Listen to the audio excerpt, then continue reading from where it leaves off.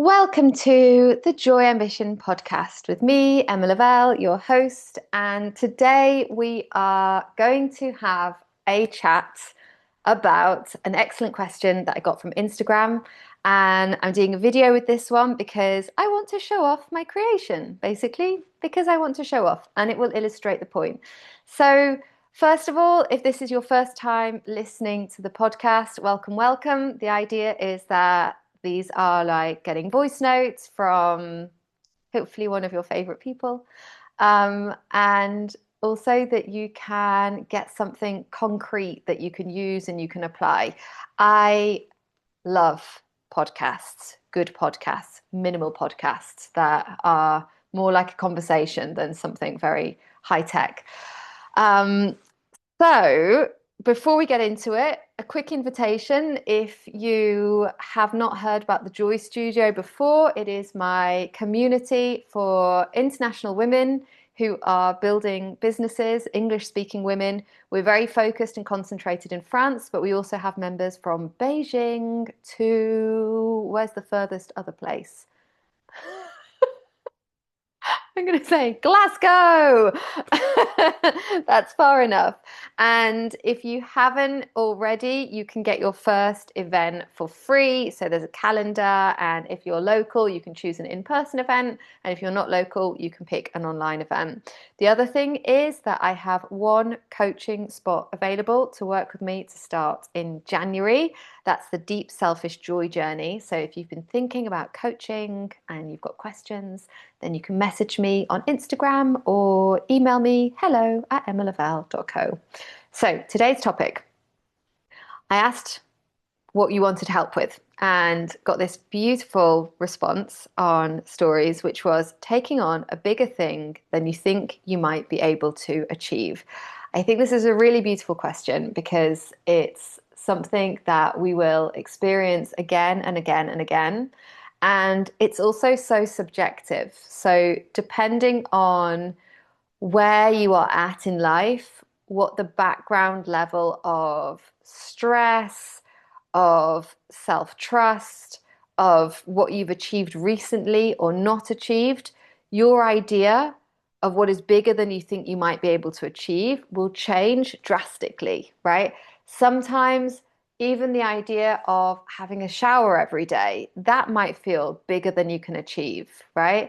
Sometimes, for those of you with little ones, having a shower on your own, that might feel unachievable. And then there are those of you that have been really in the achieving and ticking boxes, and you've got big things that you're getting done, you're making the money, you're winning the awards, but you don't feel that inner peace and that inner calm. And that might feel impossible. It might be like, okay, I can have one or the other, but I can't have all of them. So it is very, very subjective, which is why we want to choose any arenas that we can to practice in, right? And so I'm going to show you my wreath that I made today, if you're watching this on the video, that I am so proud of. I can't tell you enough. And it smells of Christmas tree and eucalyptus. And it's just, yeah, I'm very proud of it. It's gorgeous. This is going to be a gift for my boyfriend's mother on Christmas Day, because we're doing handmade gifts or not at all, because it's all about being together, which is very, very fun. So what I always like to do is the same as my coaching model, is to start with the wants. Why do you even want to take on this task, right? And you can apply this to even the example that we used of like having a shower on your own, right? Why do you want to have a shower on your own? Okay, like just pause and ask that question. And, you know, if I think about this wreath, why do I want to make this wreath this morning? What we want to do is to check in with, is this a want because it's something that we actually want for us? Or are we doing it because we think we should do it, right? So this morning, my first thought was, wow, I guess it's because my co-founder wants to do creative workshops and she thinks they're really important for our members, okay? And then after that, I was like, okay, that's a very schoolgirl response to this. Is that actually true? Do I also want to make something beautiful? Do I also want to pause? do I also believe it's important that we're doing things with our hands and we're having space to connect together in a community where we're not just talking about work and our professional goals? Yeah, that's true, right? You visualize having achieved it. So for me, even though I couldn't really see the gap or the journey from the raw materials to the look that I hope my boyfriend's mother will have on her face when I present her with this at Christmas, that I kind of have a clue about because I did it previously with another handmade thing. Actually, yeah, I want to have that result, right? And then again, we check in with, do we think something about us will change because of this? And let's check in with, is that true? And do we want that to change? This is a really great place to just see if the change is, I'll like myself more, right? Or I'll feel more successful, or I'll feel a different way. Those tend to be little warning signs because what we want to do is ask ourselves, can I already feel that right now? If it's a I'll feel enough question, where am I already enough? And I've put resources on the Joy Studio Substack about how to feel enough and here on Joy Ambition as well, but just tag me if you want to have a look for them. So we get clear on our want, we create that commitment, right? That anchor of imagining how it will feel when we've done it. And then step two, self-identity. Seeing ourselves as the person who has completed this and has created that success, right? And just pausing and just thinking about, what are the components, the characteristics? So for me, that person that shows up with something handmade, she is more proud of having spent the time connected, thinking about this person, thinking about the energy of them receiving it, than she is about spending money on something and getting something because it's Christmas rather than because she wants to create something. What are her values, right? She's someone that is able to reprioritize because she knows that while she's feeling stressed for a moment about the things that she wants to get done today, this is important to her. So she's just going to gently reevaluate and reprioritize during the day. So that's really fun. She's also someone who's going to choose help and support, right? She may not see herself as a creative who does things with her hands, but she does see herself as a good connector who can ask for help and ask for support as she goes. And she's also someone who's going to let herself do it her way. So I'm just going to show this again, right? And we had lots of different flowers on the table, but I just had this image of like pink, very vibrant pink, and the eucalyptus. And then I brought this black ribbon, but I wasn't 100% sure what I was going to do with it. Apparently, it makes me cough. But I decided that I was just going to make something that I let my energy guide me as I went through it. And this was the result, which I'm so happy with. So, your self identity, right? So, step one, thinking about if you really want it with the awareness of how subjective that is, and that is a skill to keep building that one. Step two, your self identity and how you see yourself and how you can start to connect with that right now. Step three, super important. And it's part of the self identity, right? You become, not become, you be, right? Thank you, camera, for jumping in. You be somebody who values the journey itself as the destination. I have no idea who first came up with this, but I adore it. And it is the way that I live my life, right? The key to a spacious life, the key to a joyful life is loving where you are because of the experience, right?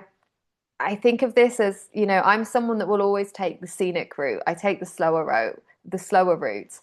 I do it because I live in France and you've got the option to take the toll roads that are fast, but that's not who I am, right? What I love is to be in my car with my dog, with Rita, to take the adventurous road and to discover like the little French villages on the way to where I'm going, to pause. Like I remember when I came from Madrid to Toulouse and I stopped off and I had an espresso every couple of hours and I paused in a little village and I had a chat with people.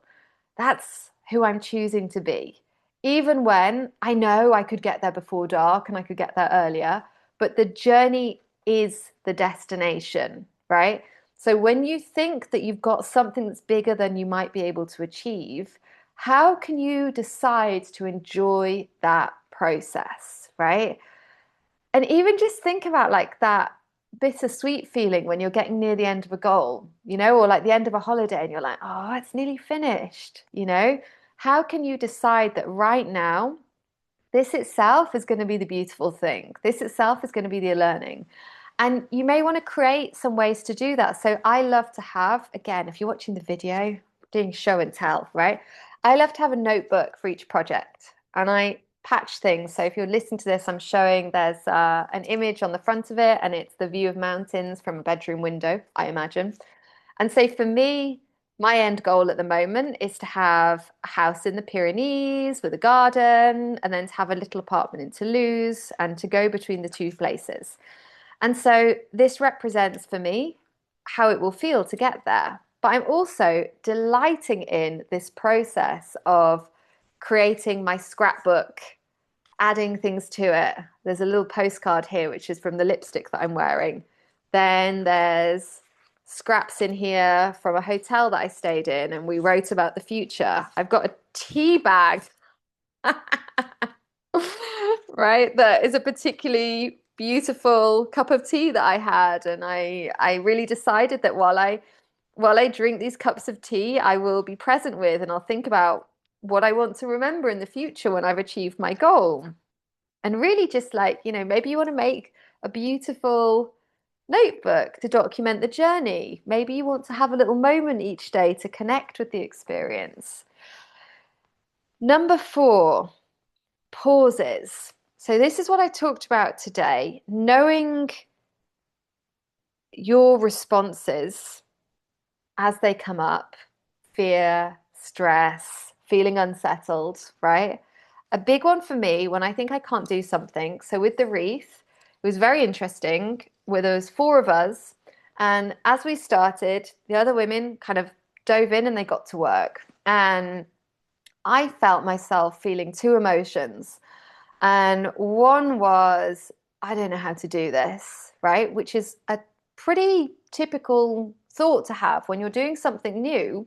You don't know how to do it, right? So you can either see that as a reason to stop, or you can see it as like, cool, that's great because I wanted to do something new. I wanted to learn something, right? I don't know how to do this. Perfect. And then the other feeling that I had was, I'm going to do it wrong, right? The others are doing it. They know what to do already. Look how they've started. Look how confident they are. I don't know how to do this. So I did what I've recognized as I learned from my dog Rita, who I adopted when she was a puppy and she'd been abandoned with a little broken leg when she was a few weeks old. And when she came to my apartment, what she used to do, and she still does it now, is when she doesn't know what's going on, she just sits, right? She just does this little puppy sitting on her bum and she pauses and she looks around and she processes. So what I do now is when I have those feelings of I don't know what to do, what's going on, there's all these emotions, I just pause, right? And I just wait for it to settle. And I just say, okay, I go at my own pace, right? Now, this is really important for you because I want you to see that these pauses are very different to procrastination or giving up. A pause is just letting your body catch up with your mind or vice versa, right? A pause is just breathing space, spaciousness. And if you can practice having a pause when you're feeling urgency, that is a game changer, right? That means you don't then progress into full on freeze. And instead, you stay where you are, you catch your balance, and then you start moving again. Which brings us to 5, practicing unfurling energy. This is my new thing, right? Rather than simply unfolding and prioritizing what I teach my clients, which is to just take one decision at a time and an action step and then evaluate and get the data. Unfurling is to really connect with that energy of, I don't know what's coming, but it's going to be interesting, right? And wind in the sails of a ship, a yacht, just feeling it, or like, I always think as well of like my co-founder of the Joy Studio, Audrey, she does aerial silk, which is called Tissu here in France. And I did one session with her. Um, and I want to do more, right? It's a really fun thing for you to do as an adult if you're looking for more ways to play, to be strong, to connect. And the silks, there is this beautiful thing though, you see them and you see them drop and they unfurl from the ceiling. And you see like they look so elegant and so light, but they're so strong. There is so much energy in them. And I think when we think about, okay, this isn't just unfolding slowly, this is like energy, movement, flow, direction, going somewhere, freedom to change, right? When you have your thing that you think is bigger than you might be able to achieve, what you have is something that is a beautiful dance between your imagination and the action steps that you're taking. And so, what we want to do is allow ourselves to change course as we go, right? And I think that's where, like, the boat and the water can feel very, very helpful as an analogy. So, let me know how you get on with this. And if you are one of the paid members of Joy Ambition, we will have a chat about this topic. You can bring me your questions in the monthly live. And then if you're in the Joy Studio and you want to continue and get coached on this, then bring that for coaching as well. And if you've got topics that you would like me to cover on our podcast or with the letters, just share them with me. I love having a topic from you that I can talk about. And I will see you next week.